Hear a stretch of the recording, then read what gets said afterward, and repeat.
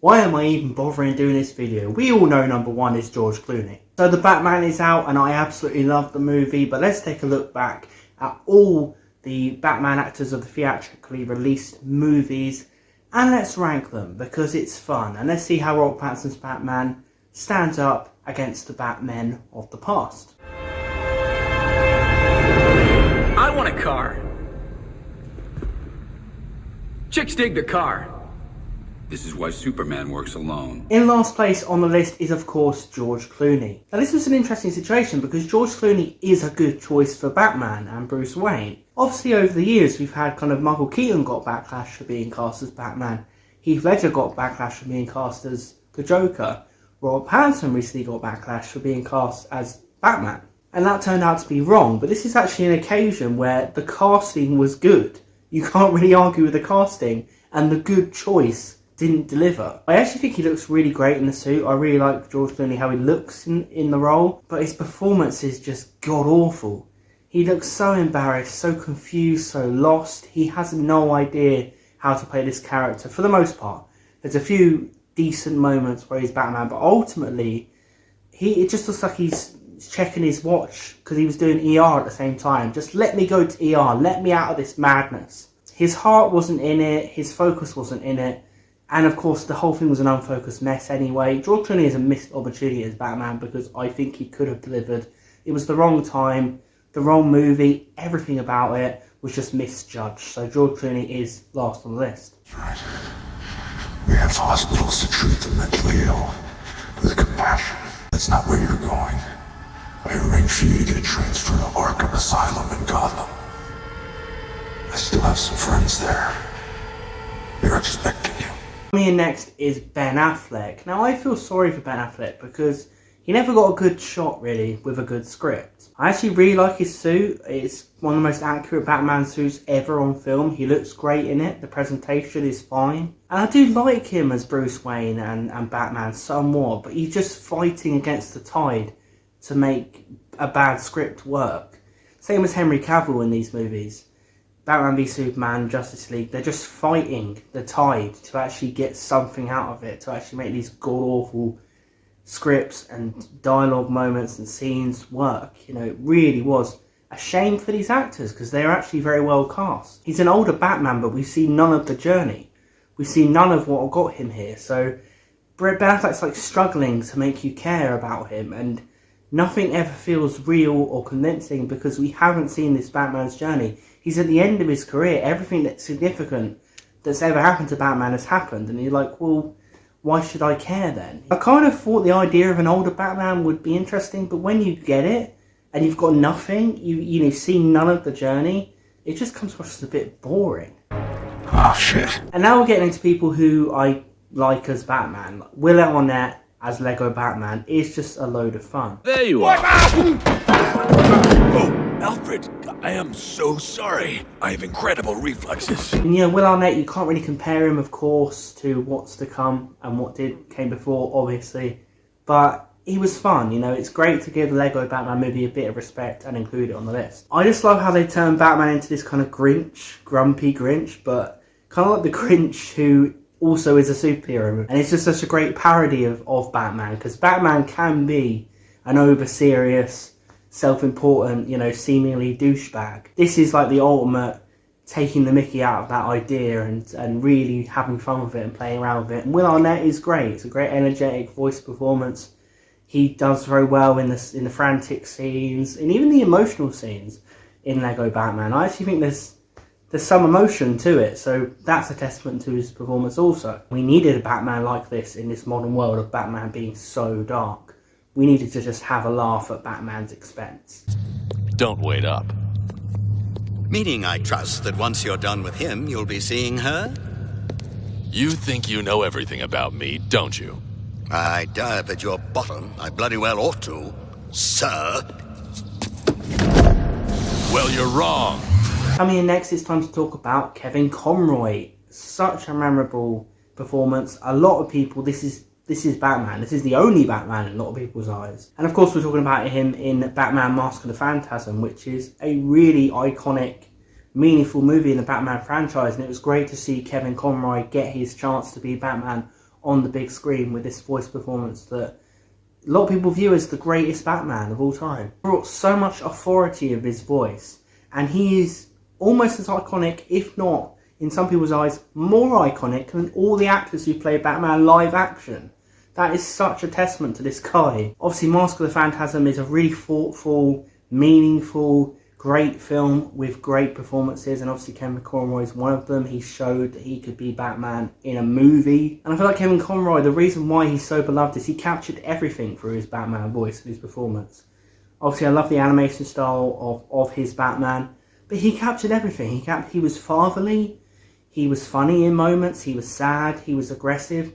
It's kind of everything Batman. It really, really is. And Mask of the Phantasm was a real culmination of his efforts as Batman.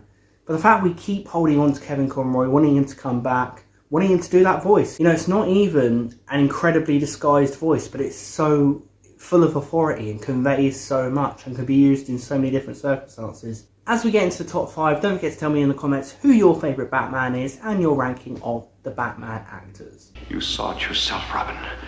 The slightest impact was sufficient to instantly reduce them to antimatter. And number 5 is Adam West from Batman the 60s movie. And of course the 60s series too.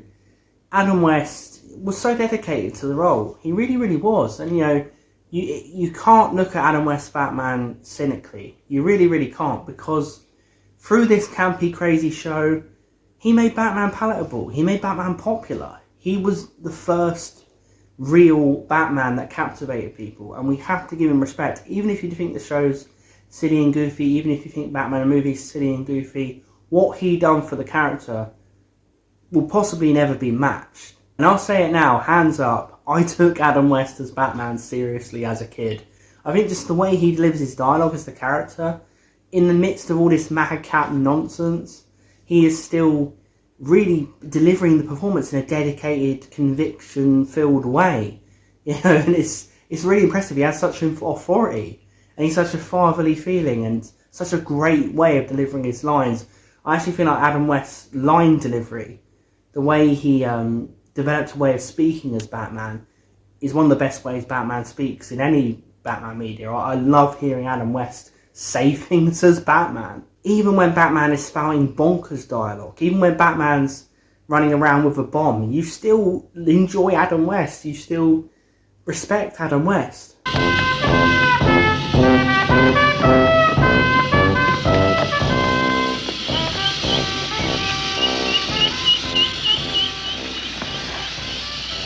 Some days you just can't get rid of a bomb. You know, that joke and many others like it are just an example of the smart writing of this, because the way he says some days you just can't get rid of a bomb. On Monday he got rid of a bomb, but today he's finding it a bit more difficult. I just think he's a blast as Batman, you know, and again, you know, the way he's able to deliver goofy dialogue and serious dialogue and look great. I love that 60s Batman suit, I really, really do.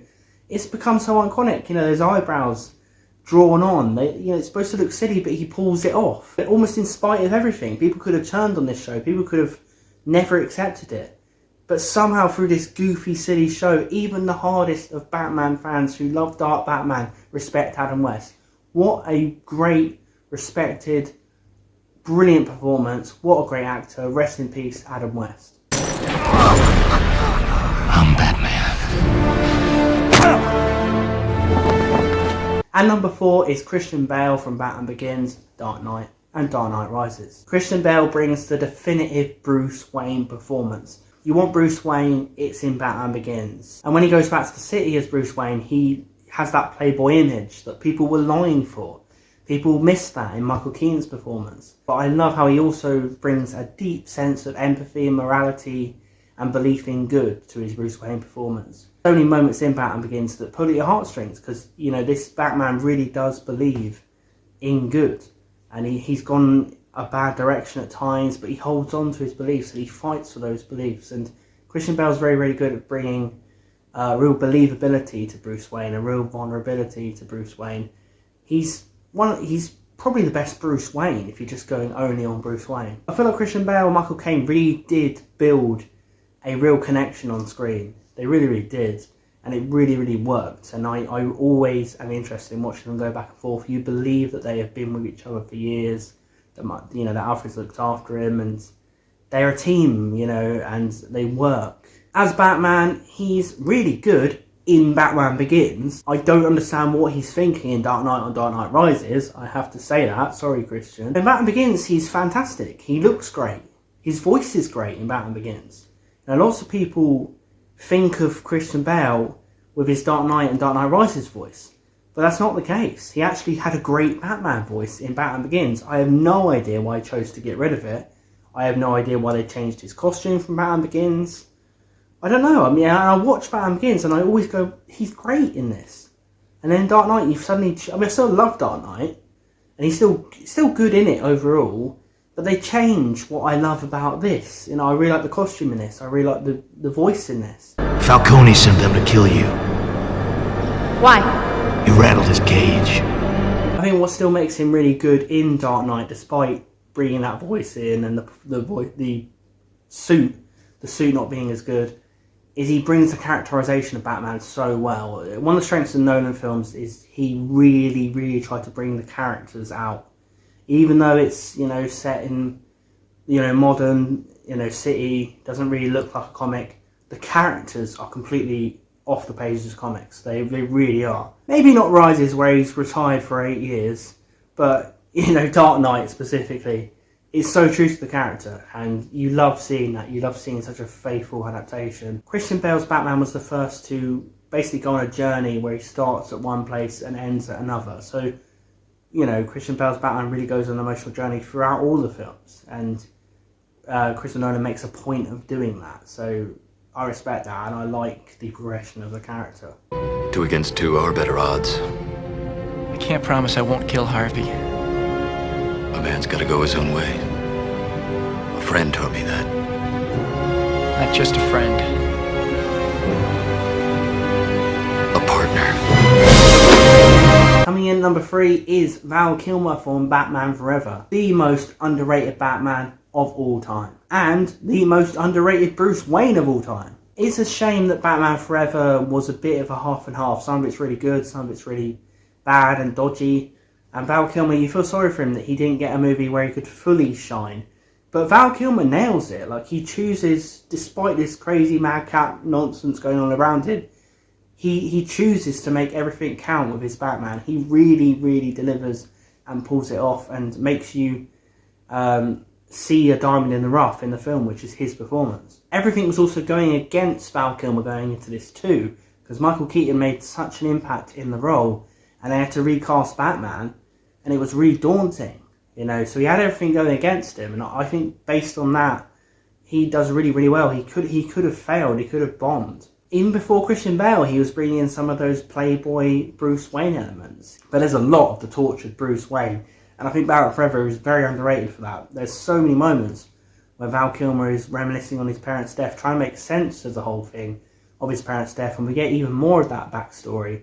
Some very dark scenes, and I think Val Kilmer, his facial expressions in this are wonderful. There's moments of Val Kilmer where you want to give him a hug because you feel so sorry for him. Of course, he's also interacting with Chris O'Donnell's Dick Grayson, who later becomes Robin. That relationship's really good as well. He takes a fatherly role in interaction between them. I like how Robin was done in Batman Forever. Your pain doesn't die with Harvey, it grows. So you run out into the night to find another face, and another, and another. Until one terrible morning you wake up and realize that revenge has become your whole life. And you won't know why. You can't understand. Your family wasn't killed by a maniac. Yes, they were. Bruce has to learn that he can't control Dick Grayson's life and can't choose where he goes, but he spends the film trying to do it, and for good reason, and gives him lots of reasons for it. But eventually this Batman goes on the journey of realising he can't do that, and letting Dick Grayson go his own way and become Robin.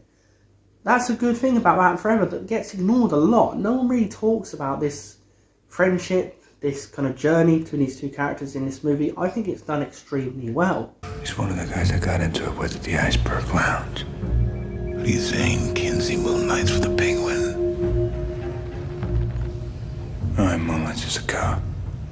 Number 2 is Robert Pattinson in The Batman. He's so legitimate in the role, it almost feels like he just is the Batman. This is one of the best Batman suits ever. You know, he looks so good. I think the cowl is one of the best cowls ever in Batman. It just, something about the design of it and the way he looks at it, it just fits perfectly and just feels so natural and just feels like how Batman should look. The way he's shot in this, just shot so badass by Matt Reeves. He makes that suit look like $1 billion. He makes Robert Pattinson look like $1 million. One of the best Batman actors to convey emotions through his eyes. I really, really do think that. I mean, there's so many shots of close-ups of Robert Pattinson's Batman just staring and contemplating. That's one of the things I absolutely love about the Batman. It's such a slow, you know, contemplative, thought-provoking film. And you just, so many moments where you can see Batman's just working things out. The eyes just tell so much. And Robert Pattinson, I really take my hat off because the eyes tell the story of Robert Pattinson. He just perfectly captures the vulnerable Batman mixed with the aggressive and badass Batman. Most Batman where I've ever felt that he's in so much danger and he might not succeed. And that's what makes him so vulnerable and so you relate to him so much and you empathise with him so much, you just root for him. But also he's kind of just going over the edge. It's such an interesting dynamic. He's falling apart, but he's also getting stronger in another way, like through his experience. It is really ground street level Batman, and that's what I wanted to see, and that's why I was so delighted with the Batman. And Robert Pattinson just delivers on that. He's perfect for it. As Bruce Wayne, you know what? I think he's great too. There's not much dialogue for him as Bruce Wayne, but for me, the whole tone of the Batman, the whole feeling of it, was just so much unsaid things, in my opinion. You know, it really, really was. It was about what was going on behind the eyes. And Bruce Wayne has so many moments where he's just contemplating. And, you know, and this isn't the Bruce Wayne of later on. This is a young Bruce Wayne. So he's still in the mud, trying to work things out. Just wonderful moments, you know, little interactions with Alfred. Wonderful scene where he's looking through this funeral and he's waiting to see if things can happen. He's assessing things with his eyes and he's investigating. He's trying to speak to people, but he doesn't fit in. It's very much going back to the Michael Keaton kind of eccentric Bruce Wayne in this. But there is one scene with Alfred, which I think is one of the best scenes in any film in many years. He's also the best detective Batman, of course, because the Batman is a detective movie. It is detective movie up the arse. And we've been waiting for this for years. We really, really have. To see Batman just immersed in detective work is a Batman fan's dream. It really, really is. And Robert Pattinson has that accolade. And it's just great to be there with him in the midst of it. Seeing how he works with the Commissioner. How they spin off each other and help each other out. How he gathers the clues. I mean, this is just fantastic. This is definitive Batman stuff.